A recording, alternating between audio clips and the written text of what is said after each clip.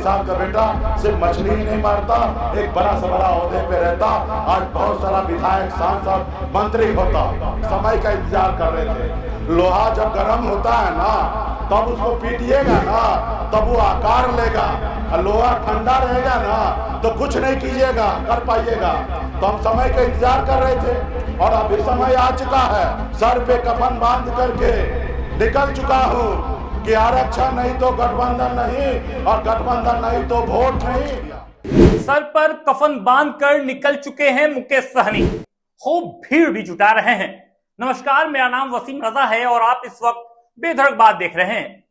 Son of मल्ला कहे जाने वाले वीआईपी पार्टी के सुप्रीमो मुकेश सहनी इस वक्त संकल्प यात्रा पर हैं और संकल्प यात्रा में लगातार अपने आप को बिहार के लोगों के लिए जोर भी दे रहे हैं।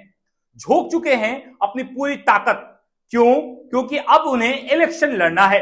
इस वक्त उन्होंने किसी दल के साथ गठबंधन नहीं किया है और लगातार हर एक संकल्प यात्रा में जहां जहां पहुंच रहे हैं वहां वहां इसी बात का जिक्र कर रहे हैं कि वो अब आरक्षण जो देगा उसके साथ ही गठबंधन करेंगे। मुकेश सहनी ने यहां तक कह दिया कि निषाद का बच्चा मछली नहीं मारेगा, वो अपने हक के लिए लड़ेगा, चाहे उसे चुनाव के मैदान में क्यों ना उतरना पड़े। सुनिए क्या कुछ मुकेश सहनी ने मुजफ्फरपुर में कहा है। एक लोगों ने सोचा कि इसको मार के खत्म कर देते हैं, लेकिन आपने अपने आशीर्वाद देकर निषाद का बेटा को आपने जिंदा करने का काम किया और बोछा में आपने करके दिखाया। एक तरफ भाजपा, एक गठबंधन, एनडीए, 5 दल मिलकर 45,000 वोट लाया और एक निषाद मल्ला का बेटा अपना दल पे 30,000 वोट अकेले दम पे लाके दिखा दिया। और वहीं पे भाजपा को उनकी औकात समझ में आ गया कि मुकेश सहनी जब 2020 में हमारे साथ था तो एनडीए यहाँ पे 12,000 वोट से जीता था, और मुकेश सहनी हट गया तो हमने 37,000 वोट से भाजपा हारा और 30,000 वोट अपने पास अकेले आया।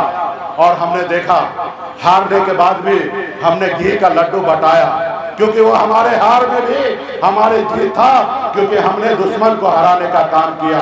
उसके बाद उनको समझ में आ गया कि अब मुकेश सहनी को खत्म नहीं कर सकते हैं। मुकेश सहनी को बगैर दोस्ती किए हुए हम पार नहीं होंगे। जैसे कभी हम राम जी बगैर केवट महाराज के पार नहीं हुए थे, आज भी उनको एहसास हो गया कि निषाद समाज के बेटा के सहयोग से हम पार नहीं करेंगे और 2024 नहीं जीतेंगे। और उसके बाद कुरन्नी में भी चुनाव हुआ, कुरन्नी में भी आपने दिखा दिया एक एक निषाद का बेटा, कि निषाद का बेटा दुनिया का हर ताकत लगा दिया। भाजपा, गठबंधन, महागठबंधन के लोगों ने एक भी निषाद का बेटा किसी को वोट नहीं दिया। हमने भूमियार कैंडिडेट भी दिया, उसको भी आपने 10,000 वोट देकर आपने आगे बढ़ाने का काम किया।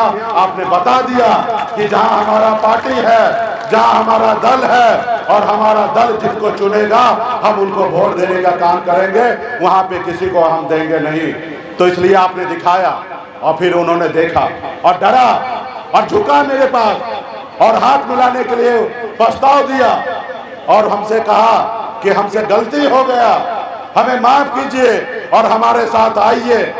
हमने कहा कि हम गलती तुम्हारी माफ करेंगे, संघर्ष करना पड़ेगा, उसके लिए लड़ाई लड़ना पड़ेगा। आज आप देखिए भाजपा वाले ने जब उसकी बात नहीं माने तो उन्होंने क्या किया, इसी समाज को तोड़ने के लिए एक नेता को पैदा कर दिया। तो क्या ये निषाद समाज टूटने वाला है? तो ये भाजपा वाले को बताना पड़ेगा कि ये समाज अब टूटने वाला नहीं है और ना ही बिखरने वाला है। ये 2023 का निषाद है जो अपने बच्चे का भविष्य के लिए संघर्ष करने के लिए तैयार है, लड़ाई लड़ने के लिए तैयार है। साथियों, तो क्या आप लोग लड़ाई लड़ने के लिए तैयार है ना? ये आवाज दिल्ली पहुंचेगा, दिल्ली पहुंचाना है ना भाई मोदी जी को। और मोदी जी कैसे देखेंगे कि निषाद का बेटा जग चुका है। आज यूपी, बिहार, झारखंड में निषाद का बेटा के पास वही शक्ति पावर है जैसे हनुमान जी के पास था।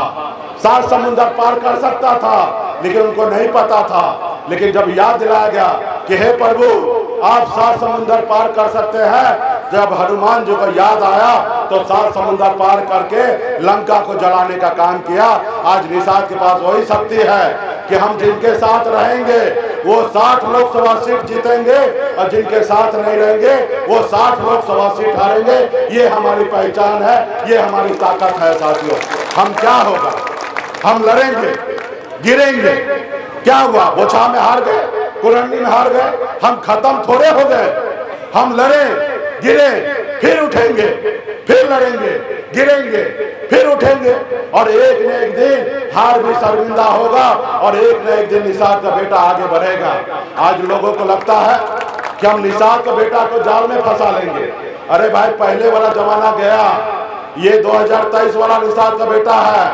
हम लोग मल्लाह है, मछली मारते हैं, जाल में मछली को फंसाते हैं, जाल में फंसने का काम कभी नहीं करते हैं। ये बम्बई रिटर्न है मल्लाह का बेटा। गांव में भी पापा बाप के साथ जाता था, मछली कैसे मारा जाता था हम देखे हैं कि 4 तरह से मछली मारते थे। एगो तो बंसी लगा के मछली मारते थे, दूसरा फेंका नहीं दिलाएगा। जब तक लड़ेंगे नहीं, जब तक समाज को आरक्षण नहीं दिलाएंगे, तब तक हम लोग कोई चैन से बैठने वाले नहीं है साथियों, चैन से बैठने वाले नहीं है। सिर्फ जरूरी है सिर्फ संघर्ष करना। हर एक नौजवान अगर अपने बच्चे का भविष्य अच्छा देखना चाहते हैं तो संघर्ष कीजिए। आप अगर चाहते हैं अपने परिवार को, आने वाला पीढ़ी को कुछ देना चाहते हैं तो संघर्ष कीजिए और हर एक निषाद का बेटा मेरे जैसा बन सकता है।